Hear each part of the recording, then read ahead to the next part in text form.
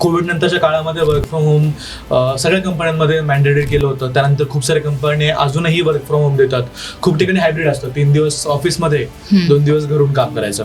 But ज्यावेळेस आपण work from home करतो त्यावेळेस त्या बसण्याचे जे पोस्चर आहे त्याने बॅक पेनचे त्रास खूप जास्त वाढतात, बरोबर. सो त्याला कसं कंट्रोल आपल्याला करता येईल? घरी आपण सिटिंग पोस्चर प्रॉपर ठेवू शकतो आणि मॉनिटर किंवा सिस्टम जे आहे ते आपल्या आय लेवलला असलं पाहिजे. बर, हे सगळं सिस्टम ऑफिसमध्ये बरोबर असतं, पण घरी आपण काय करतो की कम्फर्टनुसार कुठे पण बसून सिस्टम घेणं, त्याच्यामुळे मग बॅक पेन वगैरे चालू होतं. सो घरी पण आपण हे करू शकतो की 20-20 मिनिटांनी ब्रेक घेऊन स्ट्रेचिंग एक्सरसाइजेस किंवा एक राऊंड मारून हे सगळं पण करू शकतो. बर, याच्या मागचं रूट कॉज काय असतं? फक्त कंटिन्युअस बसल्यामुळे बॅक पेन होतो?